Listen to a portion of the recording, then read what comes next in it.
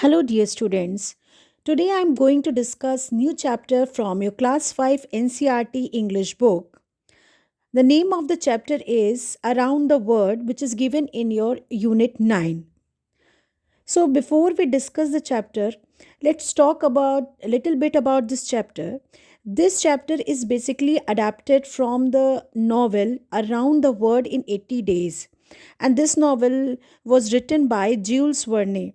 तो Jules Verne इसके writer हैं और उनकी एक नॉवेल है around the world in 80 days. तो so let's start the chapter. Mr. Phileas Fogg lays a bet with some of his friends to go around the world in 80 days. This is the story of how he traveled with his companion. तो mister Phileas fog, इनका नाम आप याद रखिए. Mister Phileas fog है लेज अ बेट. वो बेट लगाते, शर्त लगाते हैं अपने कुछ दोस्तों के साथ कि वो अराउंड द वर्ल्ड, वर्ल्ड के चारों तरफ एक चक्कर लगाएंगे. कितने डेज के अंदर? 80 डेज के अंदर वो चक्कर लगाएंगे. This is the story of how he travelled with his companion. तो ये स्टोरी है कि वो अपने कंपेनियन जो कि पैसेपर्टू जो कि एक फ्रेंच कंपेनियन था जो कि एक फ्रेंच ट्रैवलर था, उनके साथ उनका कंपेनियन, उनका साथी था. कंपेनियन का मतलब आपको पता है कि साथी, उनका साथी था. उसके साथ वो चक्कर लगाते हैं और इस चैप्टर में उन्हें क्या क्या प्रॉब्लम, क्या क्या हर्डल्स फेस करनी पड़ती है उसके बारे में इसमें डिस्कस किया गया है. तो हम आगे देखते हैं इसमें क्या होता है. New York. That evening they were on the train from San Francisco to New York. तो उस शाम they were on the train. They कौन है यहाँ पे? दे हैं फिलियस फॉग और उनका जो कंपेनियन है पैसेपर्टू. तो पैसेपर्टू और ये जो फिलियस फॉग हैं ये जो ट्रेन में होते हैं और ये जा रहे होते हैं San Francisco to New York. New York की तरफ जा रहे होते हैं.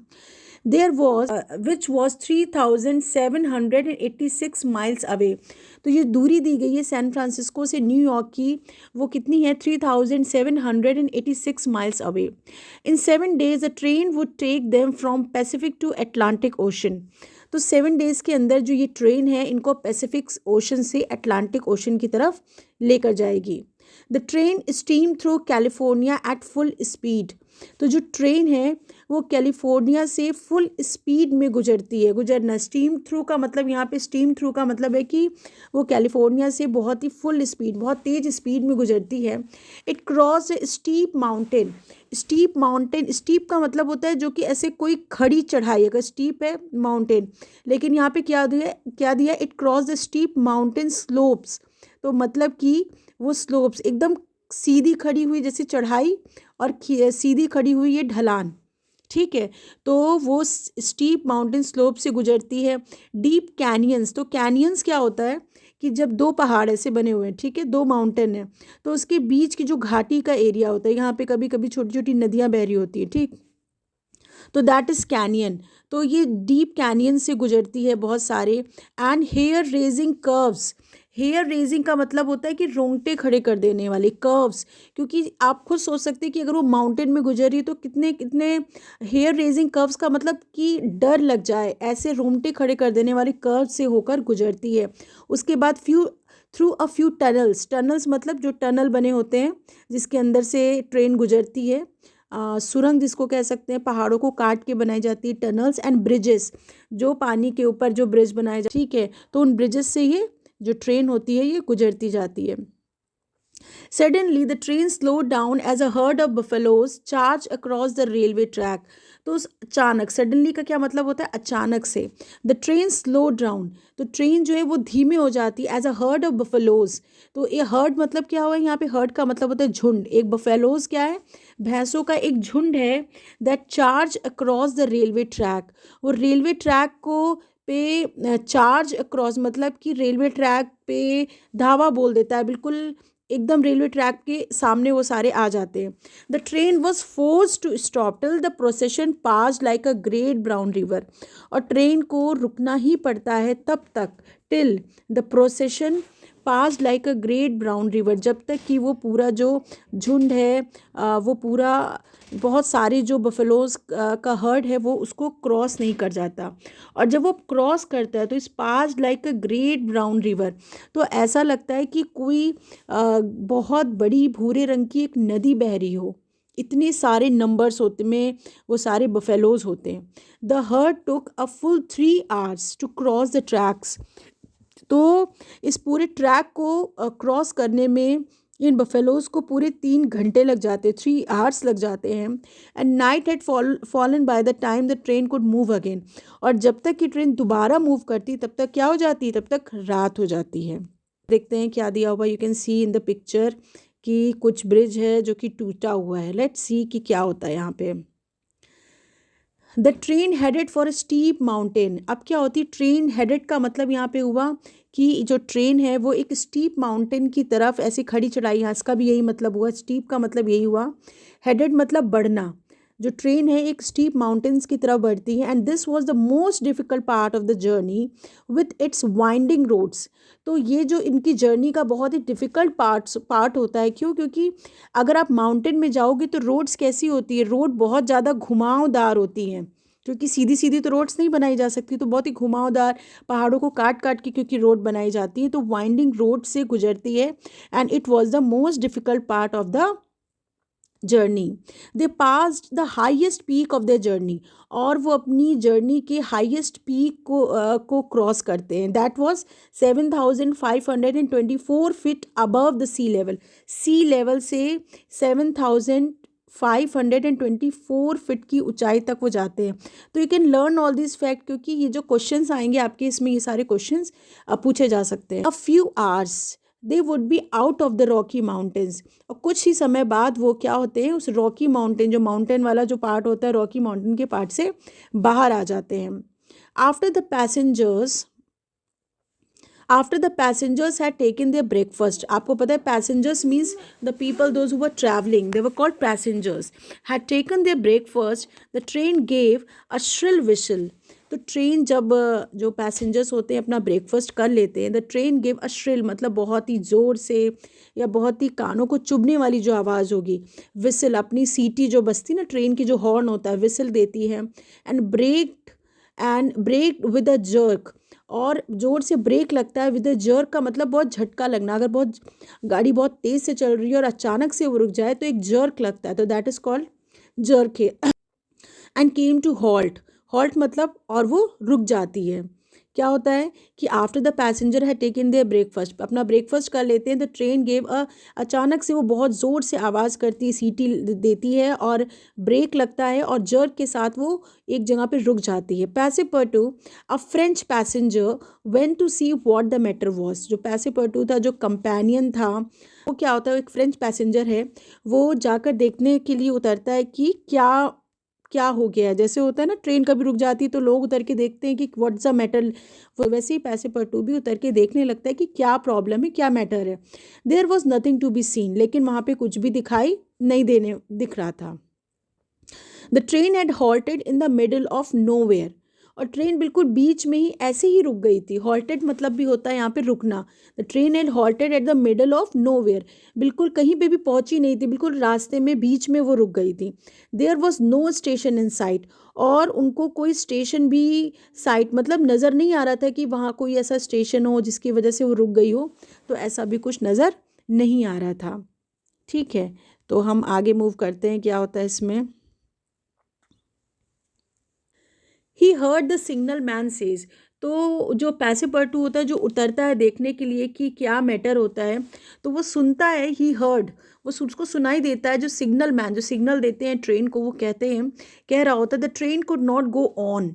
जो ट्रेन है कुड नॉट गो ऑन, आगे नहीं जा सकती है। The bridge near Medicine Bow would not support the weight. जो ब्रिज बना हुआ है मेडिसिन बो के पास, मेडिसिन इसमें एक रिवर है जिसके ऊपर एक ब्रिज बना हुआ है, वो उसको सपोर्ट नहीं करेगा। It was a suspension bridge. Suspension bridge क्या होता है, जो केबल से लगे हुए जो ब्रिज बनाए जाते हैं ना, ढेर सारे केबल्स लगे होते हैं उससे जो ब्रिज बनाया जाता है, दैट इज सस्पेंशन ब्रिज, जो झूल लटकता रहता है। Some of its cable were broken, उसके जो कुछ केबल्स हैं, जो तार हैं, वो क्या हो गए हैं, वो टूट गए हैं. The driver of the train said, perhaps there is a chance of getting across the bridge by letting the train proceed at maximum speed. लेकिन फिर भी ये जो ट्रेन का जो ड्राइवर होता है, ही was very brave I think. तो वो क्या कहता है कि परहैप्स, फिर भी देर इज़ अ चांस, फिर भी उसका जो केबल्स हैं वो टूट गए हैं, फिर भी ये चांस है कि हम इस ब्रिज को क्रॉस कर जाएं. कब? जब train proceed at the maximum speed, अगर ट्रेन अपनी मैक्सिमम स्पीड में आगे बढ़े तो हम उस ब्रिज को क्रॉस कर सकते हैं. All aboard said the conductor, तो जो कंडक्टर होता है वो सबको कहता है कि अबोर्ड मतलब कि सभी लोग ट्रेन के अंदर बैठ जाइए. The passengers got on the train and the driver reverse the train for nearly a mile. तो जो पैसेंजर जब क्या होते हैं, got on the train, train के अंदर बैठ जाते हैं. द ड्राइवर रिवर्स्ड, रिवर्स करने का क्या मतलब हुआ कि वो गाड़ी को रिवर्स, अगर उसको बहुत स्पीड में लेके आना है किसी चीज़ को तो पहले पीछे जाना होगा, अचानक से तो कोई चीज़ स्पीड में नहीं आ जाएगी. तो वो एक माइल की दूरी तक पीछे जाता है कि ट्रेन, और उसके बाद वहाँ से ट्रेन को लाता है. Then he gave another whistle, उसके बाद वो एक और विसल बजाता है, बहुत ज़ोर से सीटी बजाती है उसकी, ट्रेन हॉर्न देती है. The train began to move forward so fast that it was frightening. तो जो ट्रेन है बिगैन टू मूव फॉरवर्ड, वो आगे की तरफ बढ़ने लगती है, एंड वो इतनी ज़ोर से आगे की तरफ बढ़ती है कि इट वॉज फ्राइटनिंग, वो बिल्कुल डरावना होता है. उसकी जो ये जो फ्राइटनिंग वर्ड है, इसका मतलब होता है इतनी तेज़ी से बढ़ती कि उसको देख के डर लग जाए. The passenger had the feeling, और जो पैसेंजर हैं उनको ऐसी फीलिंग आ रही होती है that the train was not resting on the track, जो ट्रेन है वो ट्रैक पे रेस्ट पे नहीं चल रही है, but was floating through the air, but वो बिल्कुल हवा में उड़ रही है. As the engine shrieked the train shuddered, they were over the bridge in a flash. और एज द जो ट्रेन का जो इंजन है वो बहुत ज़ोर से आवाज़ करता है, बहुत ट्रम्बलिंग होती है. यहाँ पे शडर्ड का मतलब है कि ट्रम्बलिंग होना या बहुत सडनली कोई चीज़ हो जाना. ठीक है, तो they were over the bridge in a flash, वो ब्रिज को बिल्कुल चुटकियों में एकदम फ्लैश में क्रॉस कर जाता है पूरे.